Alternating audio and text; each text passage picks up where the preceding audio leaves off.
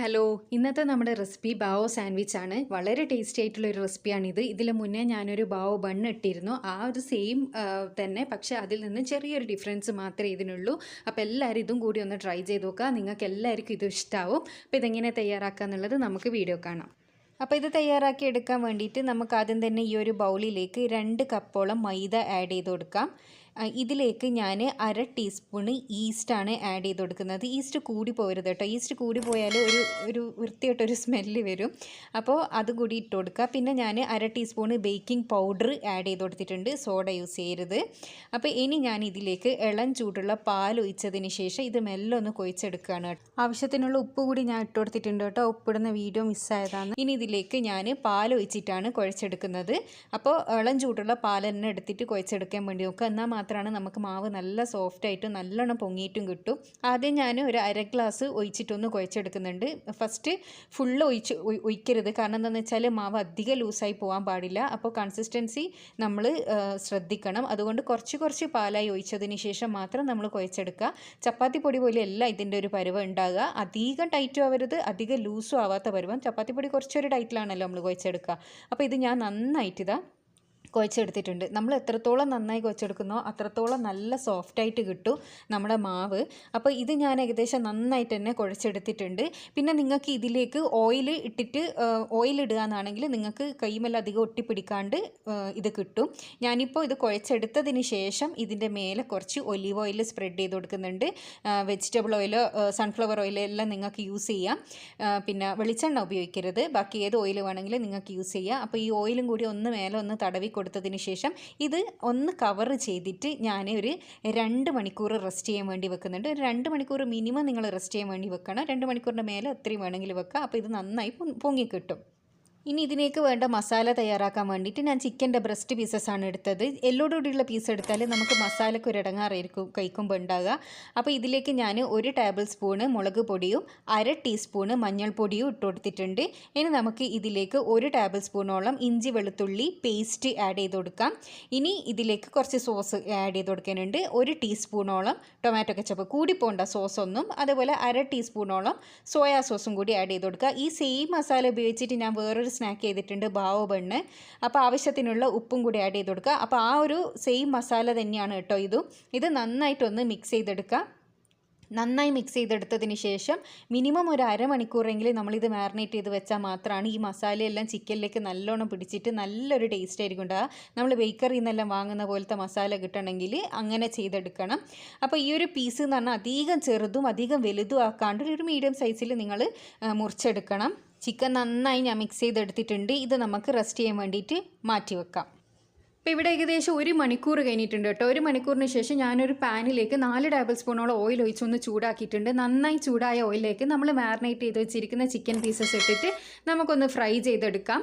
ഇത് breast piece ആയതുകൊണ്ട് തന്നെ നമുക്ക് പെട്ടെന്ന് ഫ്രൈ ആയി കിട്ടും. അപ്പോൾ ഇത് നല്ല ഹൈ ഫ്ലെയിമിൽ തന്നെ ഇട്ടിട്ട് ജസ്റ്റ് ഒന്ന് സ്പൂൺ കൊണ്ട് അങ്ങോട്ടും ഇങ്ങോട്ടും ഇളക്കി പെട്ടെന്ന് തന്നെ നമുക്കിത് റെഡിയായി കിട്ടും. പിന്നെ നിങ്ങൾ എല്ലോട് കൂടിയുള്ള ചിക്കൻ പീസസേ നിങ്ങളുടെ അടുത്തുള്ളൂ എങ്കിൽ നിങ്ങൾക്കത് യൂസ് ചെയ്യാം. പക്ഷേ നിങ്ങൾ ഇത് മസാല തയ്യാറാക്കി എടുക്കുന്ന സമയത്ത് അതിൻ്റെ മീറ്റ് മാത്രം ഒന്ന് റിമൂവ് ചെയ്തെടുത്താലും മതി. അപ്പോൾ ഇവിടെ ഏകദേശം ഒരു 5 മിനിറ്റ് കൊണ്ട് തന്നെ എൻ്റെ ചിക്കൻ ഇവിടെ നന്നായി ഫ്രൈ ആയി കിട്ടിയിട്ടുണ്ട്. പിന്നെ പ്രത്യേകം ശ്രദ്ധിക്കണം, നിങ്ങൾ ചിക്കൻ ഫ്രൈ ചെയ്യുന്ന സമയത്ത് കൂടുതൽ നേരം ഓയിലിട്ടിട്ട് ഫ്രൈ ചെയ്ത് അതിനെ ഹാർഡാക്കി കളയാൻ പാടില്ല. ജസ്റ്റ് ഒരു ഷാലോ ഫ്രൈ മാത്രം ചെയ്താൽ മതി. ബ്രസ്റ്റ് പീസസ് ആണ് എടുത്തതെങ്കിൽ അത് പെട്ടെന്ന് തന്നെ ഫ്രൈ ആയി കിട്ടും. ഇവിടെ ഇത് എൻ്റെ 2 ഭാഗം ഏകദേശം ഒന്ന് റെഡി ആയിട്ടുണ്ട്. അപ്പോൾ ഞാനിത് എണ്ണയിൽ നിന്ന് കോരി എടുക്കുകയാണ്. അധികം ഡീപ്പ് ഫ്രൈ ചെയ്താൽ നമ്മൾ ചിക്കന് ഹാർഡായി പോയാലും നമ്മൾ മസാലയിൽ ഇട്ടിട്ട് കഴിക്കുന്ന സമയത്ത് അത്രയ്ക്ക് അങ്ങോട്ട് ടേസ്റ്റ് വരില്ല. നമ്മളിപ്പോൾ ഇങ്ങനെയുള്ള മസാല തയ്യാറാക്കുന്ന സമയത്ത് ചിക്കൻ എപ്പം ബ്രസ്റ്റ് പീസസ് എടുക്കുന്നതും അതേപോലെ തന്നെ ഷാലോ ഫ്രൈ ചെയ്തെടുക്കുന്നതാണ് മസാല നന്നാവാൻ ഏറ്റവും നല്ലത്.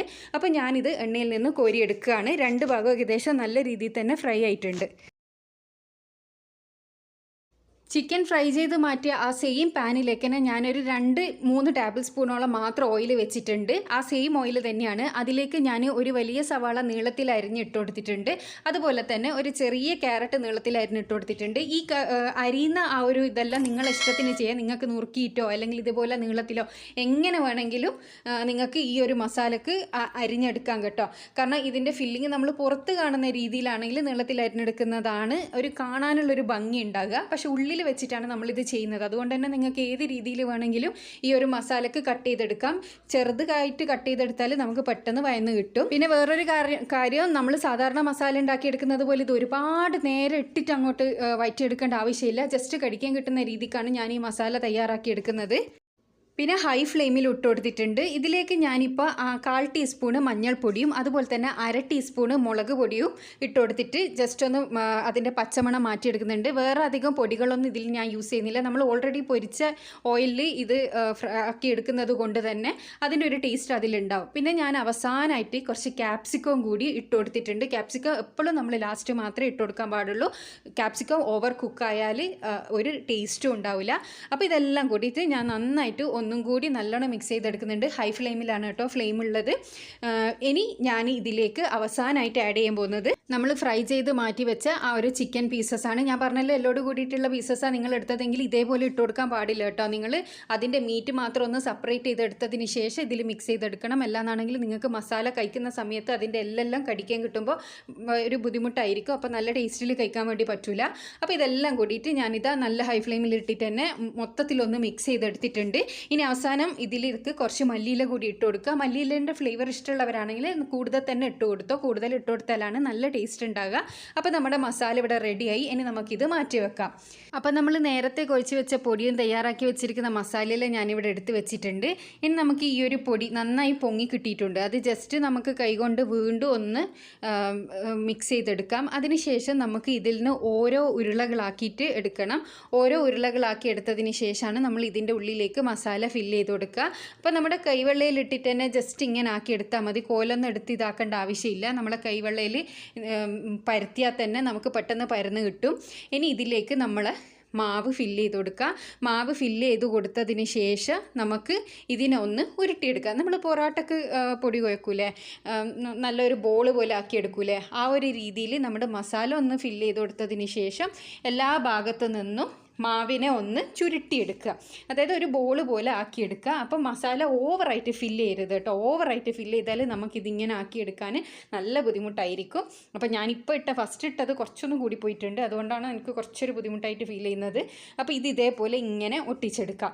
നന്നായി ഒട്ടിച്ചെടുക്കണം. ഇങ്ങനെ കൂട്ടി പിടിച്ചതിന് ശേഷം അടിയിലേക്ക് വലിച്ച് ഇതേപോലെ ഇങ്ങനെ ആക്കിയെടുത്താൽ നമുക്ക് നല്ല ബോളായിട്ട് കിട്ടും. കണ്ടോ? ഇനി ഇത് നമുക്ക് കൈവെള്ളയിലിട്ടിട്ട് ജസ്റ്റ് ഒന്ന് ഉരുട്ടി അതിനൊന്ന് സെറ്റ് ചെയ്തെടുക്കാം. അപ്പോൾ അതിൻ്റെ ഉള്ളിൽ മസാല നല്ല അടിപൊളിയായിട്ട് റെഡി ആയിട്ടുണ്ടാവും. ഇതുപോലെ നമുക്ക് എല്ലാം ഒന്ന് ചെയ്തെടുക്കണം. അതിനാദ്യം നമുക്ക് കയ്യിൽ കുറച്ച് ബട്ടറോ ഗിയോ സ്പ്രെഡ് ചെയ്യാൻ കിട്ടും. അത് ഫസ്റ്റ് പറയാൻ എന്നോട് മറന്നു പോയതാണ്. അപ്പോൾ അങ്ങനെ ചെയ്തെടുത്താൽ നമുക്കിത് അധികം കൈമേലിട്ട് ഒട്ടി കളിക്കാതെ നല്ല ഇതായിട്ട് കിട്ടും. ഇതുപോലെ ജസ്റ്റ് ഒന്ന് നമ്മുടെ കൈവെള്ളയിലിട്ടിട്ട് തന്നെ ഒന്ന് നീട്ടിയെടുത്താൽ മതി. കോലൊന്നും ഉപയോഗിക്കേണ്ട ആവശ്യമൊന്നുമില്ല. നല്ല സോഫ്റ്റായിട്ട് നമ്മൾ പൊടി കുഴച്ചെടുത്തിട്ടുണ്ട്. നമ്മുടെ കൈ കൊണ്ട് ഇങ്ങനെ ആക്കുമ്പം തന്നെ നമുക്കിത് റെഡി ആയിട്ട് കിട്ടും. ഇനി ഇതിലേക്ക് നമുക്ക് കുറച്ച് മസാല നേരത്തെ പോലെ തന്നെ ഫില്ല് ചെയ്തെടുക്കാം. ഓവർ അങ്ങോട്ട് ഫില്ല് ചെയ്യേണ്ട. ചിക്കന് കുറച്ച് നല്ലോണം തന്നെ വെച്ച് കൊടുക്കാൻ വേണ്ടിയിട്ട് നോക്കുക. എന്നാലും മാത്രമേ നമുക്ക് കഴിക്കുമ്പോൾ നല്ല ടേസ്റ്റ് ഉണ്ടാവും. മസാല ഫില്ല് ചെയ്തെടുത്തതിന് ശേഷം നമ്മൾ എന്ത് ചെയ്യുക, ജസ്റ്റ് അതിനൊന്ന് ഉള്ളിലേക്കൊന്ന് തള്ളിക്കൊടുക്കുക. അതിനുശേഷം എല്ലാം കൂടി ഒന്ന് കൂട്ടി പിടിച്ചതിന് ശേഷം ഇതേപോലെ ഒന്ന് ചുരുട്ടിയെടുക്കുക. നന്നായി ചുരുട്ടിയെടുത്തതിന് ശേഷം ഒന്നങ്ങോട്ട് വലിച്ചാൽ നല്ലൊരു ബോൾ പോലെ നമുക്ക് കിട്ടും. പിന്നെ നല്ലൊരു ഷേപ്പിലൊന്നും കിട്ടിയിട്ടില്ലെങ്കിൽ അത്യാവശ്യം കാണാൻ ഒരു വൃത്തി ഉള്ള രൂപത്തിലൊന്ന് ആക്കിയെടുത്താൽ മതി. ഇപ്പോൾ ഇത് കണ്ടോ, ഇതിപ്പോൾ നമ്മൾ നന്നായി റെഡിയായി കിട്ടി. ഇനി കൈവെള്ളയിലിട്ടിട്ട് ജസ്റ്റ് ഒന്ന് ഉരുട്ടിയെടുത്താൽ മതി. പിന്നെ ഞാനൊരു ബാവ് ബണ്ണ് ഇതേ സെയിം മസാല ഉപയോഗിച്ചിട്ട് തയ്യാറാക്കി എടുത്തിരുന്നു.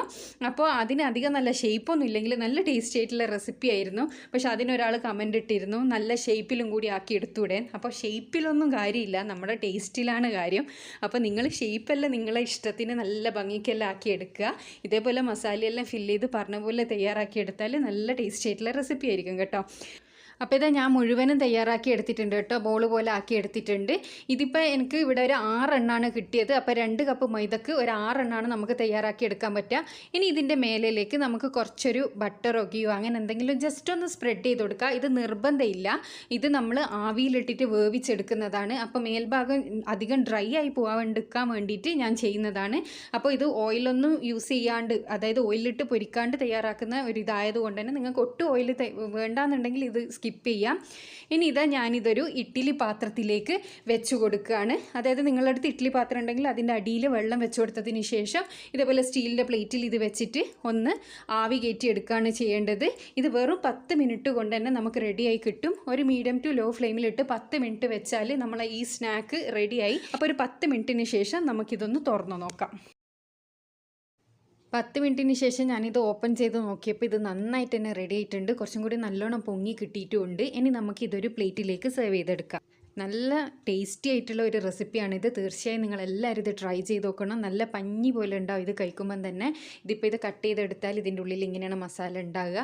നല്ല ടേസ്റ്റ് ആയിരിക്കും. തീർച്ചയായും നിങ്ങളെല്ലാവരും ട്രൈ ചെയ്ത് നോക്കുക. നിങ്ങൾക്ക് എല്ലാവർക്കും എന്തായാലും ഇത് ഇഷ്ടമാവും. ഇത് നമ്മൾ സെർവ് ചെയ്യുമ്പോൾ ഇതേപോലെ ഇങ്ങനെ കട്ട് ചെയ്തിട്ട് സെർവ് ചെയ്യണം. അപ്പോഴാണ് കാണാനൊരു ഭംഗി ഉണ്ടാകുക. കഴിക്കാൻ എന്തായാലും ടേസ്റ്റ് ഉണ്ടാവും. നമ്മൾ മിഡിലിൽ കത്തി വെച്ചിട്ട് നല്ല വൃത്തിയിൽ ഇങ്ങനെ കട്ട് ചെയ്ത് ഇതേപോലെ സെർവ് ചെയ്തെടുക്കുന്നതാണ് ഏറ്റവും ഭംഗിയും. അതേപോലെ തന്നെ കഴിക്കുമ്പോൾ നല്ല ടേസ്റ്റ് ഉണ്ടാവും. അപ്പോൾ എല്ലാവരും ഇതൊന്ന് ട്രൈ ചെയ്ത് നോക്കുക. ട്രൈ ചെയ്തതിന് ശേഷം നിങ്ങളുടെ അഭിപ്രായം അറിയിക്കാൻ മറക്കരുത്. അടുത്ത നല്ലൊരു വീഡിയോ ആയിട്ട് വീണ്ടും കാണാം. ചാനൽ സബ്സ്ക്രൈബ് ചെയ്യാത്തവരാണെങ്കിൽ ദയവേദൊന്ന് സബ്സ്ക്രൈബ് ചെയ്തതിന് ശേഷം അടുത്തുള്ള ബെൽ ബട്ടൺ കൂടി ഒന്ന് ക്ലിക്ക് ചെയ്യുക. താങ്ക്